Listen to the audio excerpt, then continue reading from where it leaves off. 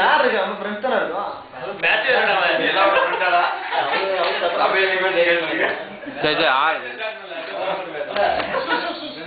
நான் சொன்னா கேட்டீங்களா ஆமா பேசுறா பேசுறா எதுக்கும் பேசல இன்னைக்கு இருக்காடா பேசுவாடா பி முடிச்சுட்டு ஒரு 6 மாதம் சும்மா தான் இருந்தேன். அதுக்கப்புறம் அம்பத்தூர்ல ஒர்க் பண்ணாலும் சேகர் 2 பேர் ஒர்க் பண்ணிருந்தோம். வேலை பிடிக்கிறதுனால இது பண்ணிட்டேன்.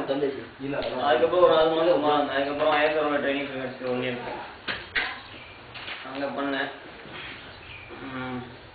அங்கே வந்து நான் வந்து டெக்னிக்கலாக லேர்ன் பண்ணியிருக்கேன். அதே சமயம் எனக்கு அட்வான்டேஜஸ் டிஸ்அட்வான்டேஜ் நிறையா இருந்துச்சு அங்கே. ஸோ அதுக்கப்புறம் வந்து 1 இயர் கம்ப்ளீட் ஆனதுக்கப்புறம் ஒரு 5 மாதம் சும்மா தான் இருந்தேன். சென்னையில் ஜாப் ட்ரை பண்ணிட்டு இருந்தேன். அதுக்கப்புறம் பாம்பேல ஒரு ஹிந்துஸ்தான் டோரா லிமிடெட் கம்பெனி கிடச்சிது. கம்பெனி வந்து ரொம்ப அந்த மாதிரி ஃபெசிலிட்டி எந்த கம்பெனியும் கொடுத்துருக்க மாட்டாங்க என்ன கேட்டால். நல்ல கம்பெனி நல்லா ஒர்க் பண்ணிகிட்டு இருந்தேன் ஒரு 6-7 மாதத்துக்கு. அதுக்கப்புறம் சில சரௌண்டிங் பிரச்சனை இருந்தோம். அதனால என்னால் கன்யூஸாக வந்து ஒர்க் பண்ண முடியலங்க.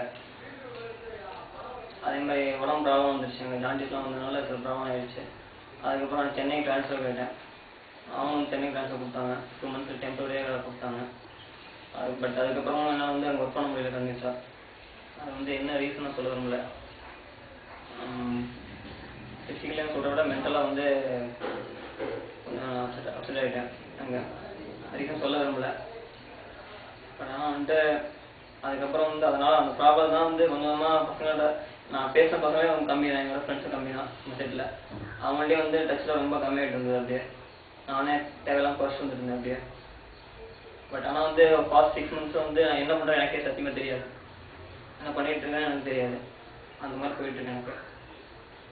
ஆனால் ஒன்று இங்கே வந்ததுக்கப்புறம் நான் இங்கே வந்து ஃபஸ்ட்டு வரதுக்கே யோசித்தேன். ஜாப் இல்லை அப்படின்ட்டு ரிசைன் பண்ணிட்டேன். ஜாப் இல்லை யோசித்தேன். பட் இங்கே வந்ததுக்கப்புறம் கண்டிப்பாக எனக்கு ஒரு கான்ஃபிடன்ஸ் கிடச்சிருக்கு. கண்டிப்பாக நெக்ஸ்ட் இயருக்குள்ளே பர்மனெண்ட்டாக ஒரு ஜாபில் கண்டிப்பாக வந்து செட்டில் ஆகிடும் லைஃப்பில். அதே சமயம் இப்போ வர வயசு நான் வந்து நெக்ஸ்ட் டைம் வந்து அட்லீஸ்ட் என்னால் முடிஞ்சு ஒரு 5 பேர்த்தே கூட்டிகிட்டு வருவாங்க.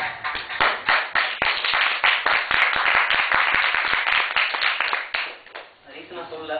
தயவு செஞ்சு நீங்கள் ஏதாவது தப்பாக எதுவும் எடுத்துக்கணும். அதை பற்றி கேட்ட சில பேருக்கு வந்து ஒவ்வொரு ரீசன் சொல்லியிருப்பேன். அது எல்லாமே வந்து போய் தான் யார்கிட்ட எந்த உண்மையான ரீசனையும் சொன்னது கிடையாது. பட் வந்து உடம்பே எனக்கு எந்த ப்ராப்ளம் கிடையாது. மென்டலாக கொஞ்சம் அப்செட் இருக்கேன் அவ்வளோதான். பட் இதுக்கப்புறம் வந்து கொஞ்சம் கொஞ்சமாக வந்து பேக் டு ஃபார்ம் வந்துருவேன். கண்டிப்பாக நம்பிக்கை இருக்கு எனக்கு. அதுக்கு வந்து மெயின் ரீசனாக வந்து இந்த கெட் டுகெதர் இருக்கும். அதுக்கு வந்து உங்கள் எல்லாத்துக்கும் ரொம்ப தேங்க்ஸ் சொல்லுவேன். அதே மாதிரி நெக்ஸ்ட் டைம் வந்து அட்லீஸ்ட் என்னால் முடிஞ்ச ஒரு 5 பேருக்கு நான் கூட்டியிருக்கேன் கண்டிப்பாக. அதாவது யாராவது வந்து வர முடியாது அப்படின்னு சொல்லிட்டு இருக்கணும் அவங்களுக்கு வந்து கண்டிப்பாக நான் கூட்டு வர ட்ரை பண்ணுவேன்.